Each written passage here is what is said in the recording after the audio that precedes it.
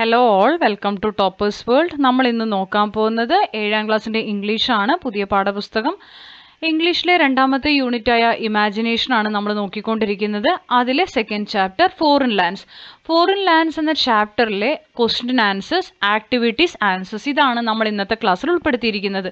അപ്പോൾ ഈ ചാപ്റ്ററിൻ്റെ രണ്ടാമത്തെ പാർട്ടാണ് നമ്മുടെ ഈ ക്ലാസ്. കാരണം ഫസ്റ്റ് പാർട്ട് നമ്മൾ ഓൾറെഡി അപ്ലോഡ് ചെയ്തിട്ടുണ്ട്. അതിൽ നമ്മൾ എന്തായിരുന്നു ഇൻക്ലൂഡ് ചെയ്തത്? അപ്രിസിയേഷൻ ആയിരുന്നു.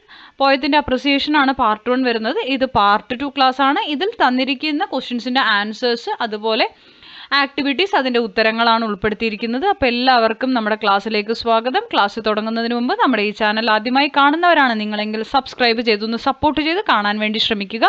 ഇംഗ്ലീഷിന് മാത്രമല്ല മറ്റെല്ലാ സബ്ജക്ട്സിൻ്റെയും നിങ്ങൾക്ക് ഉപകാരപ്പെടുന്ന ക്ലാസ്സുകളുടെ വീഡിയോസ്, മോഡൽ ചോദ്യപേപ്പർ, ഉത്തരങ്ങളെല്ലാം നമ്മുടെ ചാനലിലൂടെ നിങ്ങൾക്ക് ലഭ്യമായിരിക്കും. അപ്പം നോക്കിയാലോ, ഫോറിൻ ലാൻഡ്സ് എന്നുള്ളൊരു പോയട്രി ആണ്. അതിൻ്റെ അപ്രിസിയേഷൻ നമ്മൾ ചെയ്തിട്ടുണ്ട്. അപ്പോൾ പാർട്ട് 2 ആക്ടിവിറ്റീസ്, നമുക്ക് ആദ്യം തന്നെ ആൻസർ ദി ഫോളോയിങ് ക്വസ്റ്റ്യൻ നോക്കാം. 8 ചോദ്യങ്ങളാണുള്ളത്. അപ്പോൾ 8 ചോദ്യങ്ങളുടെ ഉത്തരങ്ങൾ നമുക്ക് ആദ്യം തന്നെ ഒന്ന് നോക്കാം. ആദ്യത്തെ ചോദ്യം, what does the poet mean by looked abroad on foreign lands?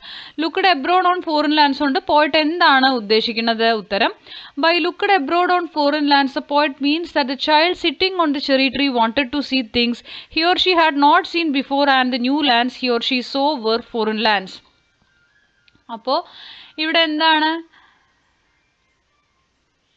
ഇവിടെ ഞാൻ ഹി ഓർ ഷീ എന്ന് പറയാൻ കാരണം ഇതിൽ ആൺകുട്ടിയാണോ പെൺകുട്ടിയാണോ എന്നുള്ളത് പോയത്തിൽ പറയുന്നില്ല. പിന്നെ നമുക്ക് തന്നിരിക്കുന്ന ചിത്രമാണ്, അത് വെച്ചിട്ട് നമുക്ക് എഴുതാൻ പറ്റില്ല. സോ അതുകൊണ്ടാണ് ഹി അല്ലെങ്കിൽ ഷീ എന്ന് കൊടുക്കുന്നത് കേട്ടോ. നിങ്ങൾക്ക് വേണമെങ്കിൽ ഹി എന്ന് മാത്രം കൊടുക്കുക, അല്ലെങ്കിൽ ഷീ എന്ന് മാത്രം കൊടുത്താലും മതി.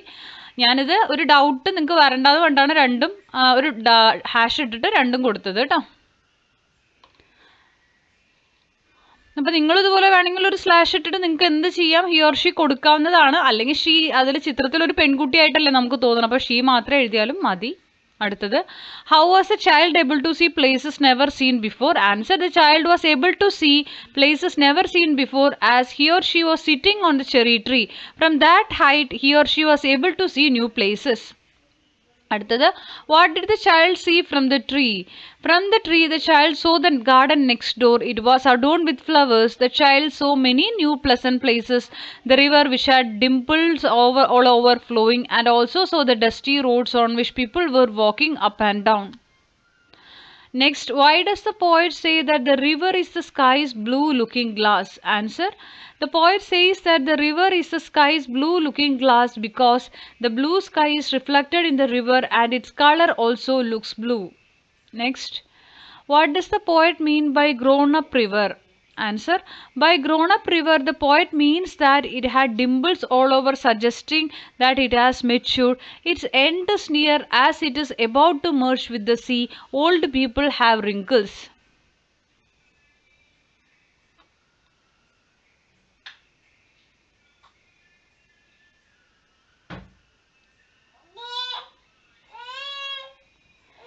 ഓക്കെ, ഇത് വേണ്ട കേട്ടോ. ഓൾഡ് പീപ്പിൾ ഹാവ് റിങ്കിൾസ് എന്നുള്ളത് നിങ്ങൾ എഴുതണ്ട, ഇത് വരെ മതി കേട്ടോ, സി വരെ. Answer, how would the child be able to see the sea and ships? Answer, the child would be able to see the sea and ships if he or she could find a higher tree sitting at a higher place. He or she could see farther and farther. ഇവിടെ higher place, sitting at a higher place, the child could see എന്നാക്കിക്കോളൂ കേട്ടോ. അത് he or she എന്നല്ല അവിടെ എഴുതണ്ട. The child could see farther and farther എന്നാക്കുക. എന്താ ഇപ്പം മാറ്റി തരുന്നത് വെച്ച് കഴിഞ്ഞാൽ, നമുക്കിതിൽ ഈ പോയട്രിയിൽ പെൺകുട്ടിയാണോ ആൺകുട്ടിയാണോ എന്ന് മെൻഷൻ ചെയ്യുന്നില്ല. അതുകൊണ്ടാണ് ഈ ഒരു ഇത് സംശയം വരുന്നത്. ഹി ഓർ ഷീ എന്ന് എഴുതേണ്ടി വന്നത്. അതുകൊണ്ടാണ് ആരും അത് തെറ്റാണ്, തിരുത്തുന്നു എന്ന് പറഞ്ഞ് കമൻറ്റ് ചെയ്യരുത്. ഞാൻ കറക്റ്റായിട്ട് വായിക്കുമ്പോൾ മാറ്റി തരുന്നുണ്ട്, അത് നിങ്ങൾ നോട്ട് ചെയ്യുക കേട്ടോ. നെക്സ്റ്റ് വരുന്നത്, what does a child expect to find in fairy land? In the fairy land the child expect to see all the children eating early and all the play things coming alive. Next, when do play things come alive? എപ്പോഴാണ് play things come alive? After children have taken their food കഴിച്ചതിന് ശേഷം അല്ലേ. Next വരുന്നത് activity 1A ആണ്. The child enjoys the sights from the top of the tree. Give A description of what the child സീസ്. അപ്പോൾ കുട്ടി ആ മരത്തിൻ്റെ മേലെ കയറി കാണുന്ന കാഴ്ചകൾ എൻജോയ് ചെയ്യുന്നു. എന്താണ് എന്നുള്ളതിനെ കുറിച്ചൊരു ഡിസ്ക്രിപ്ഷനാണ് എഴുതേണ്ടത്. The child sees a garden decorate with flowers, a dimpling river flowing, dusty roads that go up and down on which people are walking into town. ഇതിൽ നിങ്ങൾക്ക് ഒരു ഡിസ്ക്രിപ്ഷൻ കൊടുക്കാനാണ്. കുറച്ചും കൂടി സെൻറ്റൻസ് എക്സ്പ്ലെയിൻ ചെയ്ത് എഴുതാട്ടോ. ഇത് വളരെ ചെറുതാണ്. അടുത്തത് B question. Have you ever try to look out into the street from a tree or the top of a building? If you have, what did you see? If you haven't, what do you expect to see? അപ്പം നിങ്ങൾ ഇതുപോലെ ഏതെങ്കിലും സ്ട്രീറ്റിൻ്റെ അവിടെ നിന്ന് ഒരു മരത്തിൽ കയറിയിട്ടോ ഒരു ബിൽഡിങ്ങിൻ്റെ മേലെ കയറിയിട്ടോ നോക്കിയിട്ടുണ്ടോ? നിങ്ങൾ എന്താണ് കണ്ടിട്ടുള്ളത്? ഇനി നിങ്ങൾ കയറിയിട്ടില്ലെങ്കിൽ നിങ്ങൾ അങ്ങനെ കയറിയാൽ നിങ്ങൾ എന്താണ് കാണാൻ ആഗ്രഹിക്കുന്നതെന്നാണ്. I have often tried to look out into the street from a tree near my house. I saw the bell tower of a church and the minaret of a mosque a little far. I saw the street on which different types of people and vehicles were going up and down. I also saw a small lake at a distance where some people were fishing and were riding in boats. Next വരുന്നത് look at the following lines from the poem ആണ്. പോയത്തിൽ നിന്നുള്ള വരികൾ തന്നിട്ടുണ്ട്.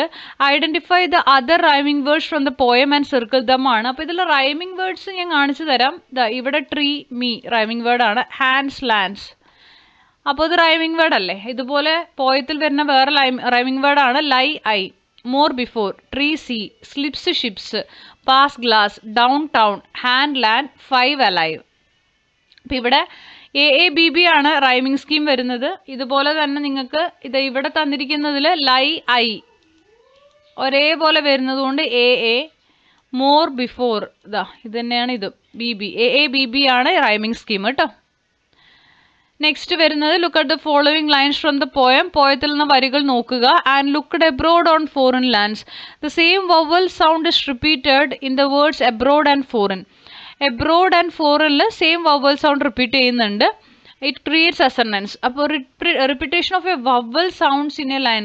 അപ്പോൾ vowels ഏതൊക്കെയാണ്? AEIOU അല്ലേ? അപ്പോൾ ഈ വവൽ സൗണ്ട്സ് ഒരേ ലൈനിൽ റിപ്പീറ്റേഷൻ വരികയാണെങ്കിൽ അതിന് അസണൻസ് എന്നാണ് പറയുക. It is also known as vowel rhyme.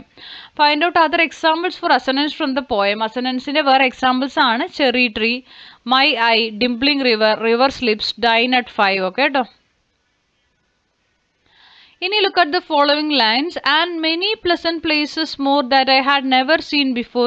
The words pleasant and places alliterate. ഇവിടെ അലിട്രേഷൻ ആണ്. Find out more examples of alliteration from the following stanza. അപ്പോൾ ഇതൊക്കെയാണ് കേട്ടോ. Be the sky's blue looking glass, dusty roads go up and down, farther and farther, lead onward into fairy land. അപ്പോൾ ഇതൊക്കെയാണ് ഇതിലെ alliteration ആയിട്ട് വരിക. അപ്പോൾ ഇത്രയാണ് ഇന്നത്തെ ക്ലാസ്സിൽ നമ്മൾ ഉൾപ്പെടുത്തിയിരിക്കുന്നത്. അപ്പോൾ നിങ്ങൾക്ക് എന്തെങ്കിലും സംശയങ്ങളുണ്ടെങ്കിൽ നിങ്ങൾ കമൻറ്റിലൂടെ ചോദിക്കുക. ക്ലാസ്സുകൾ ഇഷ്ടപ്പെടുന്നുണ്ടെങ്കിൽ നിങ്ങൾ എന്ത് ചെയ്യുക? തീർച്ചയായിട്ടും ലൈക്ക് ചെയ്യണം, ഷെയർ ചെയ്യണം, സബ്സ്ക്രൈബ് ചെയ്യണം. തുടർന്നും വാച്ച് ചെയ്ത് ഞങ്ങളെ സപ്പോർട്ട് ചെയ്യുക. അതുപോലെ തന്നെ നമ്മുടെ സബ്സ്ക്രൈബേഴ്സിന് മാത്രമേ ഇതിൽ കമൻറ്റ് ഓപ്ഷൻ ഉള്ളൂ. അപ്പോൾ സബ്സ്ക്രൈബ് ചെയ്തിട്ട് കമൻറ്റ് ചെയ്യുക. എല്ലാ കമൻസിനും സമയം കിട്ടുന്നതിനനുസരിച്ചിട്ട് ഞങ്ങൾ റിപ്ലൈ നൽകുന്നതായിരിക്കും. തുടർന്നും വാച്ച് ചെയ്യുക. Thank you for watching.